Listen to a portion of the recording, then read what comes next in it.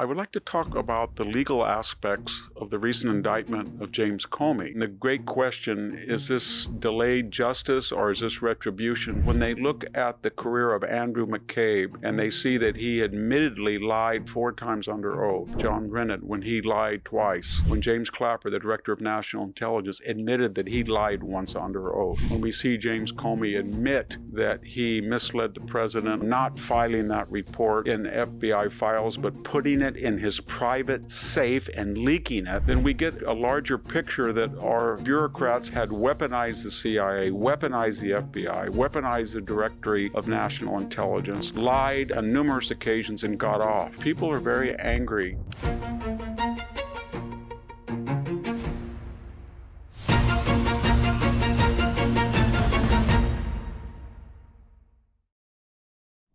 Hello, this is Victor Davis Hanson for the Daily Signal. I would like to talk about the legal aspects of the recent indictment of James Comey.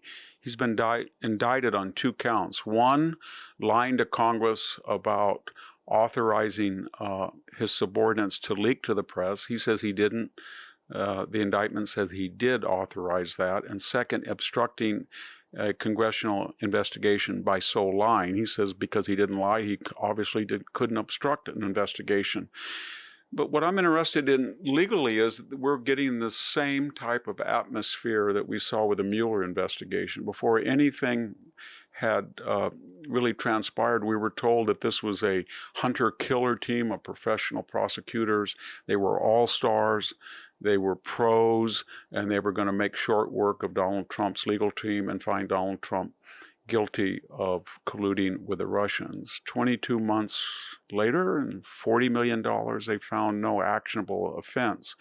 But what am I getting at? Right now, the press is going wild that Comey has been unjustly indicted because they say, or they argue, that the prosecutor in the DOJ, Mr. Eric Siebert, decided that he didn't want to prosecute the case because he felt there was insufficient evidence, so he was let go by Pam Bondi, the Attorney General.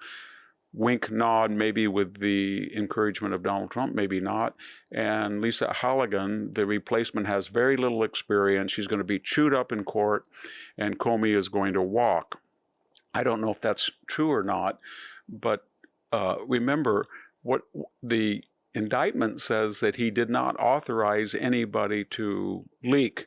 That doesn't mean that he's going to find somebody who says that, because Andrew McCabe, whom was his deputy director, had already testified to the inspector general that he was authorized, or at least he thought he was authorized by James Comey. Michael Horowitz felt that maybe Comey had the better of the argument when he denied it, but these were 2 close people, both at the center of the Russian collusion hoax, that were blaming each other or contradicting each other, who leaked and who didn't leak. And at the end, Andrew McCabe was found actionable for lying on 4 occasions, which he admitted to under oath in the majority, 3 of the 4, that he had denied falsely leaking to the Wall Street Journal about an FBI investigation. I don't know why Bill Barr, the Attorney General at the time, did not prosecute Andrew McCabe. Maybe he felt he couldn't convince a Washington or a New York jury, but Andrew McCabe basically got off scot-free after admitting that he lied in the same fashion that John Brennan had lied 2 times under oath to Congress, one about a Predator drone program where he said there was no collateral damage, one about spying on Senate staffers' computers, which he as director of the CIA knew about and probably ordered. And remember, James Clapper lied and said that the NSA did not spy on Americans. He admitted that that was a lie too. So we're in a climate where all of these people have been on record of lying.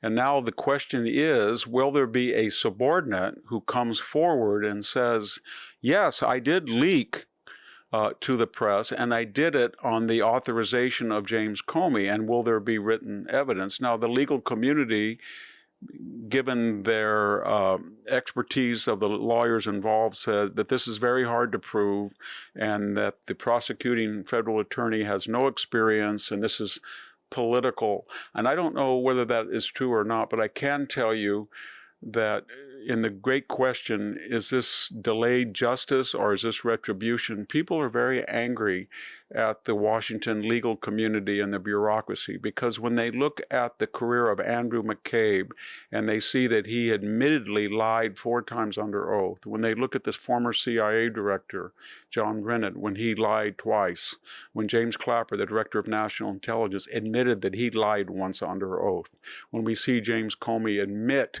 that he misled the president on whether he was the object of an FBI investigation, and when he was sharply criticized by the Inspector General for not filing that report in FBI files, but putting it in his private safe and leaking it, then we get a larger picture that our bureaucrats in this effort had weaponized the CIA, weaponized the FBI, weaponized the Directory of National Intelligence, lied on numerous occasions, and got off. So I have no idea whether these 2 indictments will result in a conviction of James Comey. But as I said earlier, I have no doubt also that morally and ethically, he abused his office and did great harm to the United States. Thank you very much, Victor Davis Hanson, for the Daily Signal. Thank you for tuning in to the Daily Signal. Please like, share, and subscribe to be notified for more content like this. You can also check out my own website at victorhanson.com and subscribe for exclusive features in addition.